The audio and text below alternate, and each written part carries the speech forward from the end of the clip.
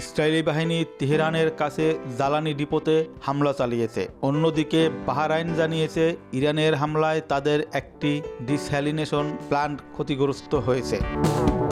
Ayatollah Ali খামেনির হত্যার পর Tehran একজন নতুন সর্বোচ্চ নেতার নাম ঘোষণার কাছাকাছি চলে গেছে। প্রতিটি সূত্রই ইঙ্গিত দিচ্ছে তার শক্তিশালী পুত্র দায়িত্ব নিতে পারেন। ইসরায়েলি সেনাবাহিনী খামেনির যে কোনো বিকল্পকে হত্যা করার হুমকি দিয়েছে। অন্যদিকে মার্কিন প্রেসিডেন্ট ডোনাল্ড ট্রাম্প বলেছেন ইরানের সামরিক বাহিনী এবং শাসকদের নিশ্চিহ্ন করার পরেই যুদ্ধ শেষ হতে পারে। রবিবার ভোরে তেহরানের তেল সংরক্ষণাগারে হামলা চালায় ইসরায়েল। ইরান জানিয়েছে এই হামলায় 4 জন কর্মচারী নিহত হয়েছে। তাই টেকসই সরবরাহ নিশ্চিত করার জন্য কিছু এলাকায় অস্থায়ী রেশনিং চালু হবে।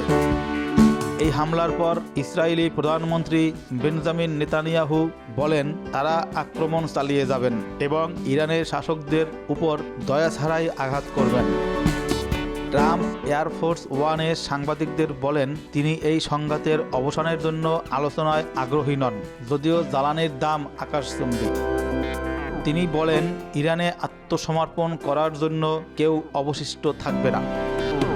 সৌদি আরব, কুয়েত, সংযুক্ত আরব আমিরাত এবং বাহরাইনের সরকার শনিবার এবং রবিবার ভোরে তাদের দেশে ইরানি ড্রোন হামলার খবর দিয়েছে। কুয়েতের একটি সরকারি অফিস ব্লকে বিশাল অগ্নিকাণ্ডের ঘটনা ঘটেছে। কুয়েতের স্বরাষ্ট্র মন্ত্রণালয় জানিয়েছে তাদের 2 কর্মকর্তা দায়িত্ব পালনের সময় নিহত হয়েছে। বাহরাইন রবিবার জানিয়েছে ইরানি ড্রোন হামলায় একটি ডিস্যালিনেশন প্ল্যান্টের ক্ষতি হয়েছে, তবে এই হামলায় পানি সরবরাহ ব্যাহত হয়নি। শনিবার ইরান বলেছে শত্রুরা তাদের কেশম দ্বীপে একটি মিঠা পানির ডিস্যালিনেশন প্ল্যান্টে আঘাত করেছে। সৌদি আরব তেহরানকে জানিয়েছে তার জ্বালানি খাতে ইরানের অব্যাহত হামলা রিয়াদকে প্রতিশোধ নিতে বাধ্য করতে পারে। উপসাগরীয় অঞ্চল জুড়ে ক্ষোভ প্রশমিত করার জন্য ইরানের রাষ্ট্রপতি মাসুদ পেজেশকিয়ান শনিবার মার্কিন ঘাঁটিতে হামলার জন্য প্রতিবেশী রাষ্ট্রগুলির কাছে ক্ষমা চেয়েছেন। ইরানের কিছু কট্টরপন্থী তার মন্তব্যের তীব্র প্রতিক্রিয়া ব্যক্ত করেছেন, যার ফলে তার কার্যালয় পুনরায় বলেছে ইরানের সামরিক বাহিনী মার্কিন স্থাপনা থেকে আক্রমণের কঠোর জবাব দিবে।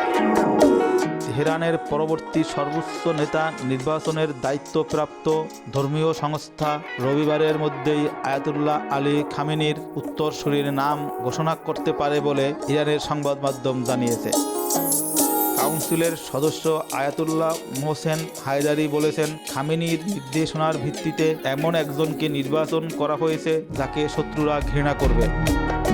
ট্রাম্প প্রমাণ ছাড়াই বলেছেন তেহরান মার্কিন যুক্তরাষ্ট্রের জন্য একটি আসন্ন হুমকি। তিনি আরও বলেছেন ইরান পারমাণবিক অস্ত্র তৈরি করতে সক্ষম হওয়ার খুব কাছাকাছি।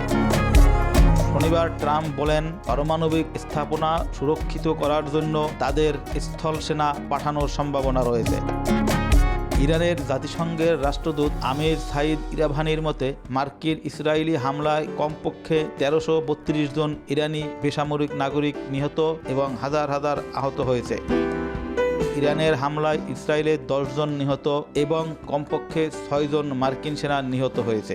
রবিবার ইরান জানিয়েছে তারা কুয়েতে মার্কিন ঘাঁটিতে হামলা চালিয়েছে। গত সপ্তাহে ইরান সমর্থিত হিজবুল্লাহ ইসরায়েলে রকেট এবং ড্রোন নিক্ষেপ করার পর লেবানন এই সংঘাতে জড়িয়ে পড়েছে।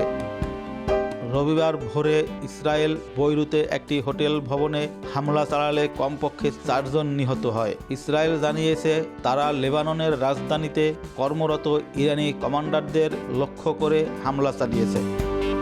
Desk report, Bangla Times 360।